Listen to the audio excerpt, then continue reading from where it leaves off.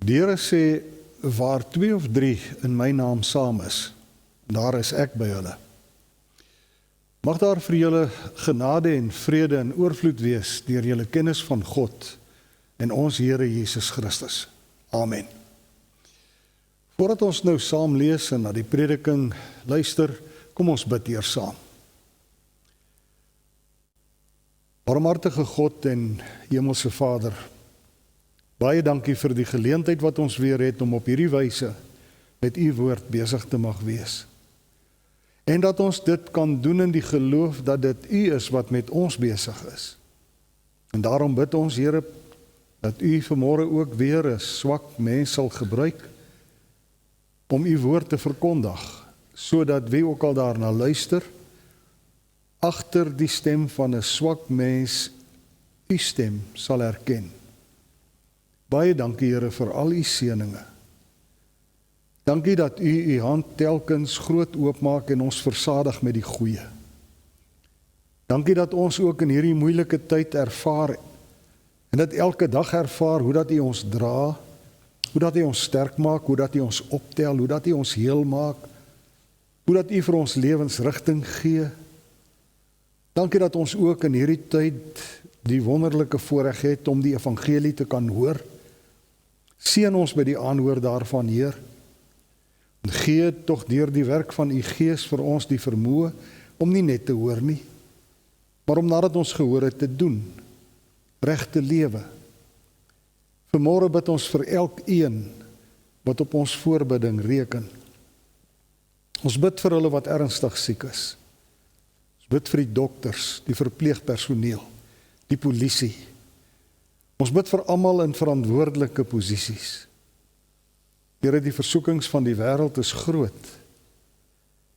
Maak hulle sterk, dat hulle nie sal toegee en u naam oneer sal aandoen nie. Ons bid vir ouerhuise, ons bid vir kinders. Ons bid vir al die onsekerheid, ons bid op u bevel vir die owerhede en vir elke persoon oor wie hulle gestel is. Seën tog, Here, vir ons met die genade om u wil te soek. En nie net te soek nie, maar inderdaad te doen. Dankie dat u ons sonde vergewe het. Lei en leer ons deur u Gees om so te leef, dat ons nie so maklik sonde doen nie, maar om heilig te leef, tot eer van ons Hemelse Vader. Dit bid ons in Jesus se naam uit genade alleen. Amen. Die skriflesing is Psalm 73, is bladsy 617 in die Ou Testament, maar dit volg so tydens die prediking. Die teks vir die preek is Psalm 73 vers 26, al is ek afgetakel na liggaam en gees, God is my sterkte, aan hom behoort ek vir altyd.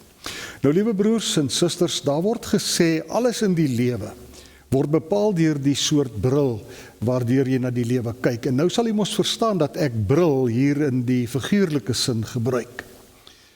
Nou, dit beteken die manier hoe 'n mens na die lewe en na alles wat gebeur kyk, bepaal hoe 'n mens uiteindelik dink en praat en leef. Hoe en wat jy sien, maak dan nou letterlik vir jou sin of nie sin nie. En Psalm 73 verduidelik hierdie ding mooi. Die Psalm gaan oor 'n man wie se houding en gesindheid aan die begin bepaal was deur die bril waardeur hy na die lewe gekyk het. En Psalm 73 vertel dan ook hoe dat hierdie man se geloof toe uiteindelik ook geraak is deur die bril waardeur hy na alles om hom gekyk het. En ons lees dit in Psalm 73 vers 1 tot 14 en ek gaan dit nou vir u lees, maar terwyl ek lees wil ek vra, luister mooi, wat sien hierdie man deur sy bril? Hy kyk na die lewe en wat hy sien is al die ongeregtighede en onregverdighede van die lewe en dit maak nie vir hom sin nie. Deur die bril waarmee hy na die lewe kyk, lyk dit vir hom asof alles in die lewe omgekeerd is, asof alles op die kop gedraai is. Deur sy bril lyk dit asof dit met die ongelowiges goed gaan, baie goed gaan, maar met die gelowiges, so lyk dit deur sy bril gaan dit sleg, baie sleg. Maar kom ons kyk nou eers. En ons die opskrif van die Psalm is, dis vir my goed om naby God te wees. Dis 'n Psalm van Asaf.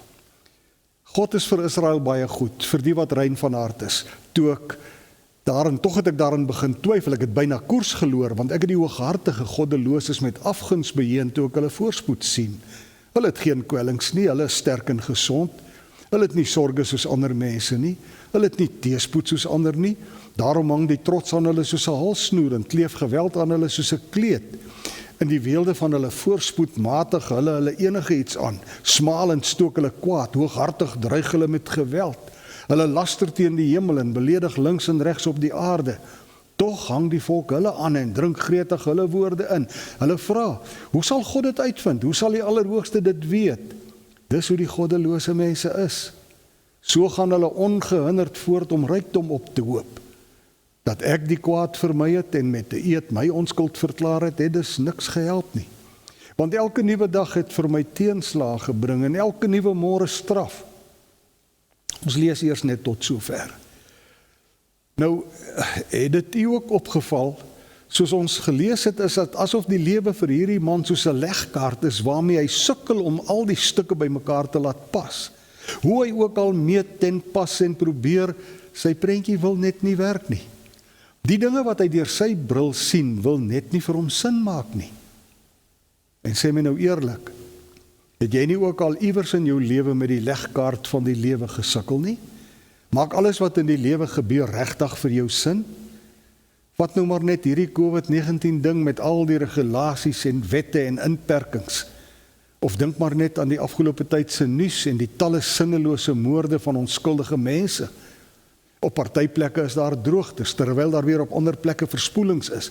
Daar is so baie dinge waarvan ons hoor wat net nie vir ons koppe sin maak nie. Kom ons wees eerlik, ons sukkel maar ook met die legkaart van die lewe om die stukke te laat pas. Maar kyk nou wat gebeur verder met hierdie man van Psalm 73, want dit gebeur baie maklik met enige mens. Die uiteinde van hoe hy na die wêreld om hom gekyk het, het ook gemaak dat hy op 'n sekere manier na die Here begin kyk het. Sy bril waardeur hy na die wêreld kyk, maak toe dat hy uiteindelik aan God begin twyfel. Dis mos wat ons in vers 2 gelees het, waar hy sê, God is vir Israel baie goed, vir die wat rein van hart is, tog het ek daarin begin twyfel. Ek het byna koers verloor. Kan jy dink? Hy het daarin begin twyfel dat God goed is. Is dit nie verskriklik nie? Die wanbalanse wat van die lewe hier op aarde, het bepaal hoe hy na bo begin kyk het. Dit het gemaak dat hy begin wonder het, is dit nou hoe die bron van liefde en genade is? Aan die hand van sy ervarings hier, bevraagteken hy die eeuwe-oue dogma van Israel, wat hy van kleins af geleer het, en waaraan hy sy lewe lank vasgehou het. Daardie dogma wat so klink, God is vir Israel baie goed, vir die wat rein van hart is.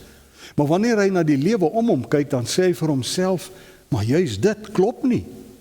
En nou weet ek, dis eintlik maar hoe die lewe is. Ons moet seker maar aanvaar dat daar raaisels en onbillikhede is wat deel is van ons bestaan. Ons moet seker maar daarin berus dat ons nie al die antwoorde het vir die groot waaroms van die lewe nie, maar weet jy, en dink 'n bietjie daaroor.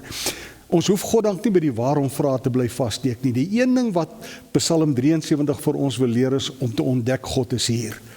Die digter van Psalm 73 sê vir ons, wat ons met ons dofgetinte lense kan sien, is nie die finale werklikheid nie. Kom ons wees nou maar daaroor baie reguit. Daar's baie meer agter dit as wat ek en jy met ons blote oë kan sien. En as jy vra wat, dan sê ek God. God is daar. Van ewigheid tot ewigheid is God daar.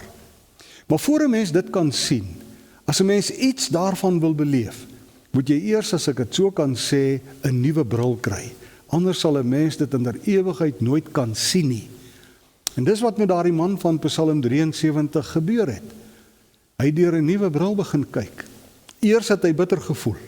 Hy het bedrieg gevoel.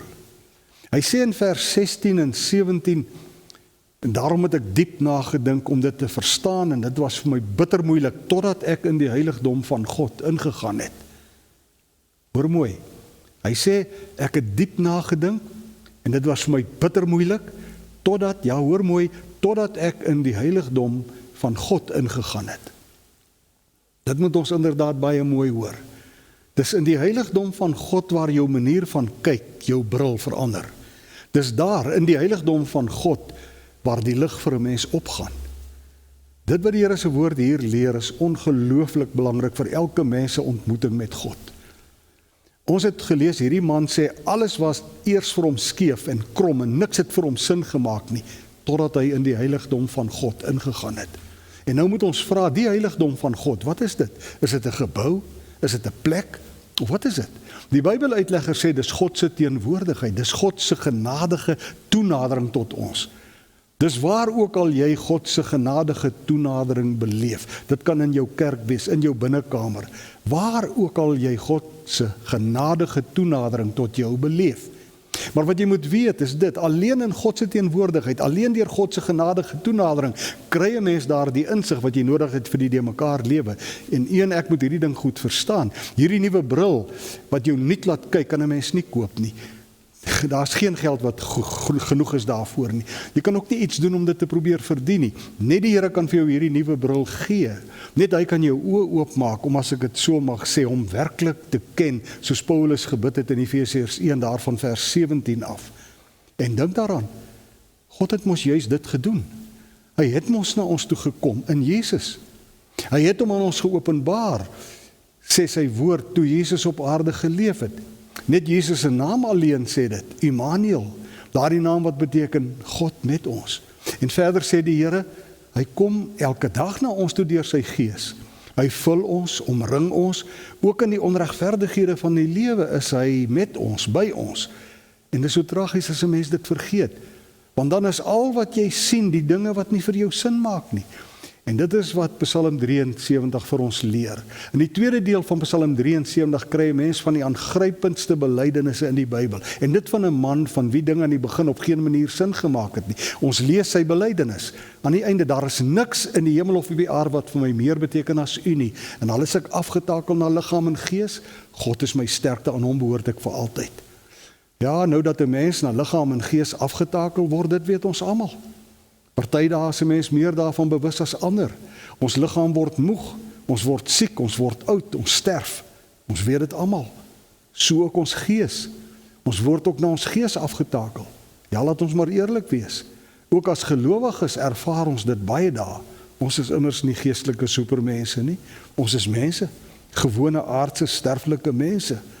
Daar kom in elkeen van ons se lewe tye wanneer dit vir ons voel of ons beheer oor die lewe verloor en asof niks vir ons sin maak nie. Wie van ons ken nie daardie dae wanneer ons emosioneel so leeg getap word dat ons soos 'n uitgedrukte spons voel nie. In Psalm 73 sê die man wat eers so moedeloos was en vir wie die lewe nie sin gemaak het nie. Al is ek afgetakel, God is my sterkte. Maar let nou op, let fyn op. Hy sê nie, my geloof is my sterkte nie. Hy sê ook nie, my eie geesteskrag is my sterkte nie. Hy bely, God is my sterkte. Dis waarin ons moet vashou in die dae, waarin die waarom vrae nie wil wyk nie. Dis die belydenis wat ons moet dra, wanneer die hoekoms en die waaroms van die lewe ons moedeloos maak. Dis dan dat ons moet bely, God is my sterkte. Ook in die onbillikhede en in die onregverdighede van die lewe wat 'n mens elke dag konfronteer en wat nie vir jou sin maak nie. Jy sien, as ons vashou aan God, nie aan ons eie geloof of ons geesteskrag of ons wat ook al nie, as ons vashou aan God, of laat ons liewer sê toelaat dat God ons vashou, dan weet ons hy is die een wat ons elke keer weer verlos. Al sterf ons 1000 dode na liggaam en gees. As ons vashou aan God, dan weet ons diep hier binne, dis hy, ons God en Vader, wat uiteindelik ons deur al die aftakeling heen in ere by hom sal opneem. Soos Psalm 73 vers 24 sê, u lei my met u raad, en aan die einde sal u my in ere by u opneem. Is dit nie maar waaroor alles gaan nie? Alles in ons lewe, ook in ons geloof. In alles gaan dit daarom dat daar 'n God is aan wie ons vir altyd behoort. Dit is ons enigste troos, dat ons met liggaam en siel en lewe en in sterwe, nie aan onsself nie, maar aan ons getroue verlosser Jesus Christus behoort. Dis mos wat ons glo. En verder, die een aan wie ons behoort, so glo ons volgens Romeine 8 vers 28, laat alles ten goeie meewerk vir die wat hom liefhet, die wat volgens sy besluit geroep is. Immers, dis van die God wat ons glo dat hy self sin gemaak het uit die keer toe sy seun op 'n koppie buite Jerusalem in wind en weer aan 'n kruisstelasie opgehang is, deur hom uit die dood op te wek. Baie kon dit wat aan die kruis gebeur het nie sien nie. Lukas vertel, die volk het daar gestaan en kyk. Hulle raadslede het hom ook uitgelag en gesê, ander het hy gered, laat hy homself red as hy die Christus is wat deur God uitverkies is. Ons lees ook die soldate het vorentoe gekom en hom bespot. Ag, jy ken daardie geskiedenis so goed soos ek. Ander weer kon genadiglik deur 'n ander bril kyk. Die evangeliste vertel van 'n moordenaar wat langsom aan die kruis hang wat kon sê, Jesus, dink aan my wanneer u in die koninkryk kom. Markus vertel van 'n offisier se belydenis toe Jesus die laaste asem uitblaas. Hierdie man was werklik die seun van God. U sien, die bril van geloof maak dat sommige mense meer sien as ander. Dit het daar by die kruis gebeur, later ook met Jesus se opstanding en hemelvaart het dit gebeur, en dit was nog altyd so, en dis vandag nog so.